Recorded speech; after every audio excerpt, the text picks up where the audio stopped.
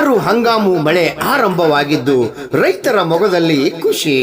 ಕಳಪೆ ಬೀಜ, ಗೊಬ್ಬರ, ಔಷಧಿ ಮಾರಾಟ ಮಾಡುವುದು ಕಂಡು ಬಂದರೆ ಅಂತ ಮಾರಾಟಗಾರರ ವಿರುದ್ಧ ಕ್ರಮ, ಪರವಾನಗಿ ರದ್ದು.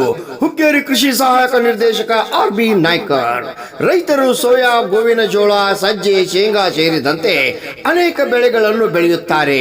ಈ ಬೀಜಗಳು ಗುಣಮಟ್ಟದ್ದಾಗಿರಬೇಕು ಮತ್ತು ರೈತರಿಗೆ ಮಾರುಕಟ್ಟೆ ಬೆಲೆಯಲ್ಲಿ ವಿತರಿಸಬೇಕು. ಮಾರುಕಟ್ಟೆ ಬೆಲೆಗಿಂತ ಹೆಚ್ಚು ಬೆಲೆಯಲ್ಲಿ ಮಾರಾಟ ಮಾಡುವಂತಿಲ್ಲ.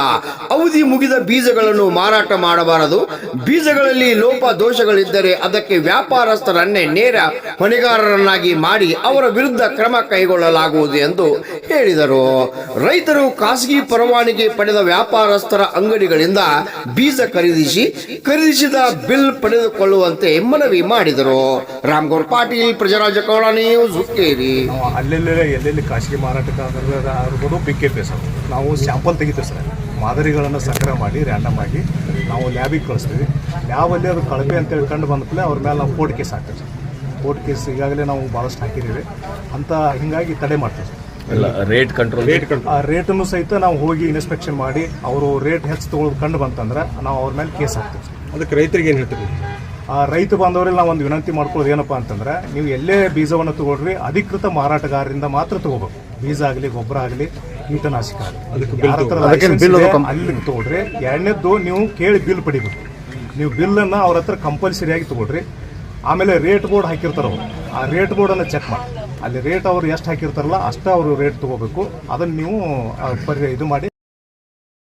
ಕೆಲವು ಕಡೆ ಈ ಮಾರಾಟಗಾರರು ಹೆಚ್ಚಿಗೆ ದರದಲ್ಲಿ ತೆಗೆದುಕೊಳ್ತಾ ಇದ್ದಾರೆ ಅಂತ ಹೇಳಿ ಕೆಲವು ಕಡೆ ಕೇಳಿ ಬರ್ತಾ ಇದೆ. ಅದಕ್ಕೆ ತಾವೇನಾದ್ರೂ ಏನು ಕ್ರಮ ಕೈಗೊಳ್ತೀರ ಅಂತ ಅವ್ರ ಮೇಲೆ?